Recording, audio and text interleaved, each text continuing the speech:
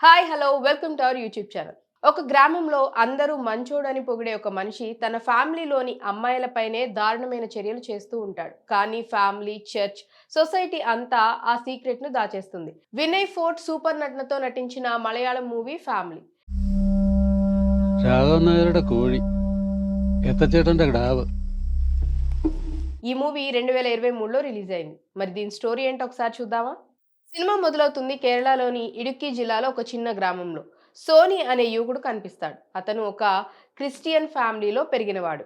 అలాగే గ్రామంలో అందరికీ సహాయం చేస్తాడు. పిల్లలకు పాఠాలు చెప్తాడు. వాలంటరీ పనులు చేస్తాడు. చర్చిలో యాక్టివ్గా ఉంటాడు. అందరూ అతన్ని మంచోడు అని పొగుడుతూ ఉంటారు. అతని ఫ్యామిలీ వచ్చేసి తల్లి, తండ్రి, సోదరి, మరికొందరు రిలేటివ్స్ ఉంటారు. అందరూ సాధారణ జీవితం గడుపుతూ ఉంటారు. మరి ఇలాంటి సమయంలో మీరు ఊహించగలరా ఇలాంటి మంచి మనిషి వెనుక ఏం దాగి ఉందో? సినిమా స్టార్టింగ్ లో చూసినట్లయితే మొదట గ్రామ జీవితాన్ని చూపిస్తారు. సోనీ పిల్లలతో ఆడుకుంటూ స్కూల్ పిల్లలకు సహాయం చేస్తూ కనిపిస్తాడు. కానీ చిన్న చిన్న హింట్స్ ఇస్తారు. సోనీ తన ఫ్యామిలీలోని ఒక యువతితో అసహజంగా ప్రవర్తిస్తాడు. ఆమె అతన్ని చూసి భయపడుతుంది, కానీ ఎవరికీ చెప్పదు. ఇక్కడే సస్పెన్స్ బిల్డ్ అవుతుంది. సోనీ నిజంగా ఏం చేస్తున్నాడు? తర్వాత రివీల్ అవుతుంది సోనీ తన ఫ్యామిలీలోని అమ్మాయిలపై లైంగిక దాడి చేస్తున్నాడని. ఒక సీన్లో అతను ఒక యూత్ని ఒంటరిగా పిలిచి దుర్వినియోగం చేస్తాడు. ఆమె అతన్ని చూసి భయపడుతూ మరొక రిలేటివ్కి చెప్తుంది. కానీ ఆమె కూడా ఫ్యామిలీ పరువు అని మౌనంగా ఉండమంటుంది.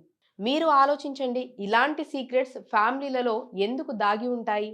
సోనీ ఒక అమ్మాయితో ఎఫైర్ పెట్టుకుంటాడు. ఆమె తన బాయ్ ఫ్రెండ్తో పారిపోతుంది. ఆమె తండ్రి ఆత్మహత్య చేసుకుంటాడు. ఇది గ్రామంలో భారీ సమస్య అవుతుంది. కానీ సోనీని ఎవ్వరూ బ్లేమ్ చెయ్యరు. చర్చ్, ఫ్యామిలీ అంతా అతన్ని ప్రొటెక్ట్ చేస్తారు. కన్ఫ్యూజింగ్ సీన్స్ ఈజీగా ఉంటాయి. సినిమా స్లో పేస్లో సాగుతుంది.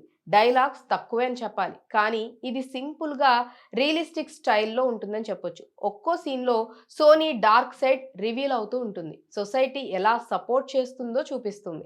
మరి ఇంతకీ సోనీ సీక్రెట్ బయటపడుతుందా? ఫ్యామిలీ అతన్ని ఎప్పుడైనా పనిష్ చేస్తుందా? గ్రామం ఎలా రియాక్ట్ అవుతుంది? సినిమా చివర్లో ఈ సమస్యలు డీప్గా ఎక్స్పోజ్ చేస్తారు.